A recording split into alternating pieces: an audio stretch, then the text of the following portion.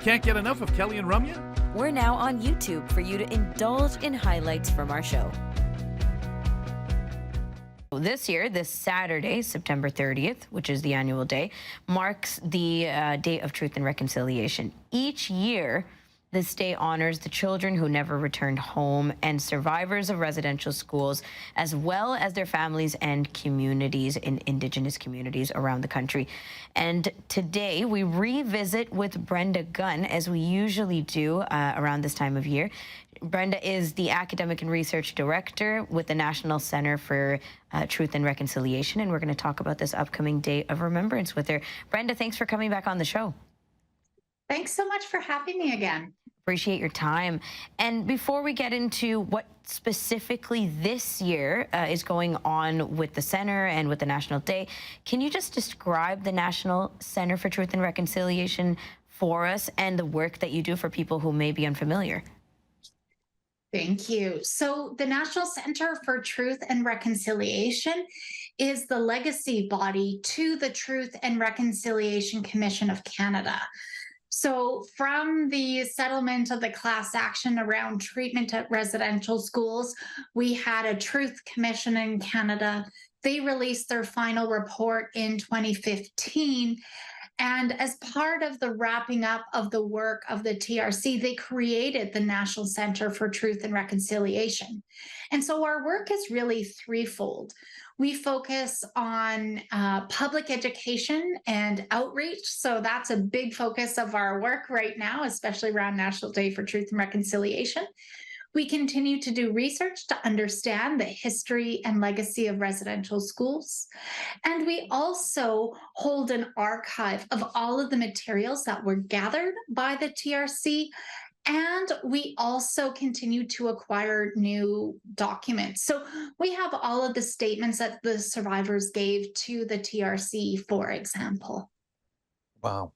So much, Brenda, going on there, and let alone a week very special like this, where we do a lot of explaining, sharing, and with this new day, really, for Canadians to put on their calendar, to remember and figure out what am I going to do that day? What is asked of me to kind of help bring around change, and of course, knowledge as to what things are being recognized as areas of, hey, let's go back, know this happened.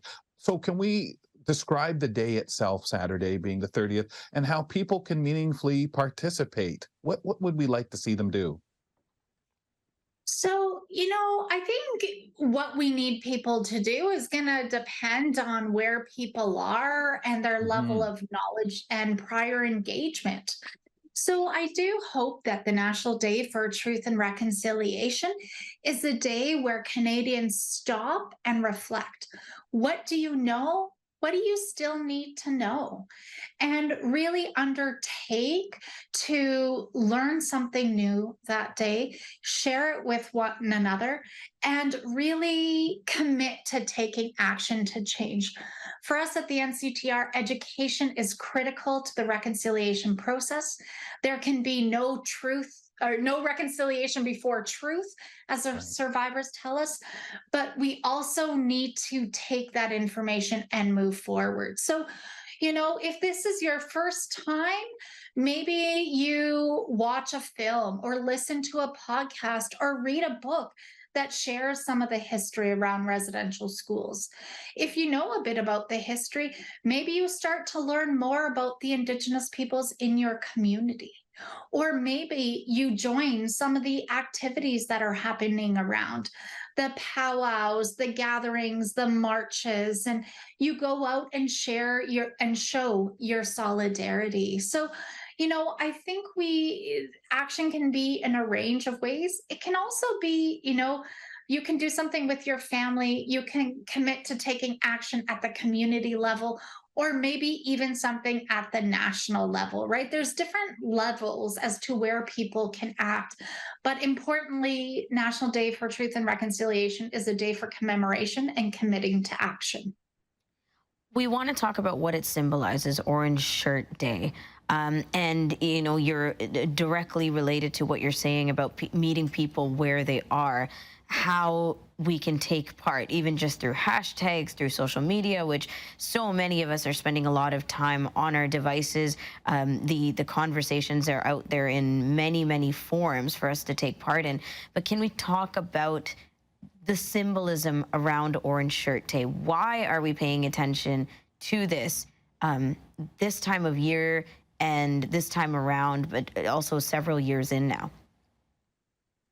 Yeah. So Orange Shirt Day is really starting from Phyllis Webstad's story. She's a residential school survivor, and she has shared her story of an experience of having a special orange shirt purchased for her first day of school and it being taken away when she arrived at residential school and never saw again.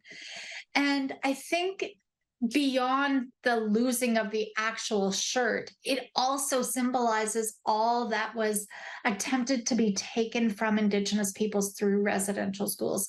Connections to family, connections to land, connections to culture, connection to language, connection to other children. And so by wearing an orange shirt, we really hope that people realize that the Canadian government, through residential schools, has really tried to take a lot away from Indigenous peoples. And so part of the orange shirt, I think, is also then thinking about how can we support Indigenous peoples as they work to learn their language, to engage in culture. And so, sometimes the activities that we suggest is that amplification of Indigenous people's voices, right? So if you are someone who's on social media, why not take the opportunity to learn from Indigenous influencers and share that?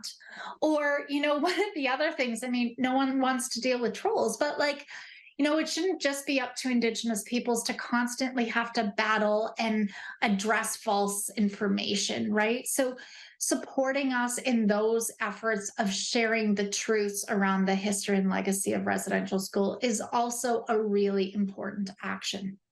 Wow. Some great ways in which all of us just sitting home doing can get involved.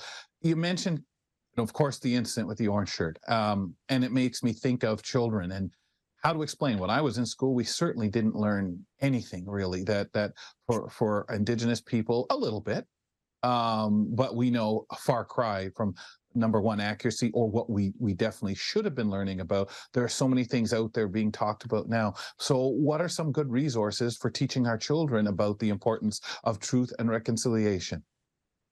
Oh my goodness, there are so many resources. I personally enjoy books. I have a 4-year-old at home, and so we have read Phyllis Webstad's story. There are other authors who have developed stories. When We Were Alone is another favorite of mine. And it just shares the strength of the kids who went to residential school and through story of what they did when they were alone to cope with the loneliness and the separation from their families and communities. And I could list a few, but I think honestly, when you Google, like, there are news outlets that have done the articles of lists. What did I learned a word? Listicles. I didn't know this was a thing. I'm new to this. Listicles. So articles that have lists of resources. But the other thing I would also say, reading kids' books is a great way for adults to learn. But there are also a lot of resources out there, so adults are better equipped to share the information. And I think the last point that I'm going to make on this topic is don't be afraid to have a conversation with your kids because you might not know the answer. Right. I think starting those conversations about, like, this is what happened in Canada and this is some of the situation.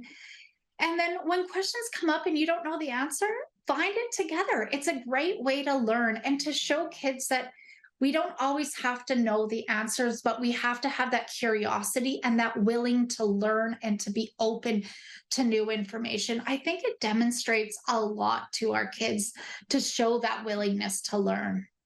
Brenda, there's so many wonderful points that you brought up today, and especially just about not just opening up the conversation for ourselves, but having the discussions out loud with the people around us, because you never know what is gonna send some message across that's a new learning for somebody this year that wasn't last year.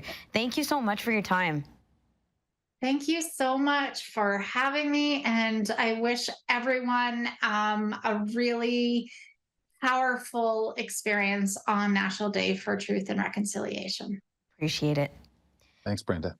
We were speaking with Brenda Gunn, who is the Academic and Research Director at the National Center for Truth and Reconciliation. And the day of National Truth and Reconciliation is on September 30th. Thanks for watching. You can catch Kelly and Ramya weekdays from 2 to 4 p.m. Eastern on AMI.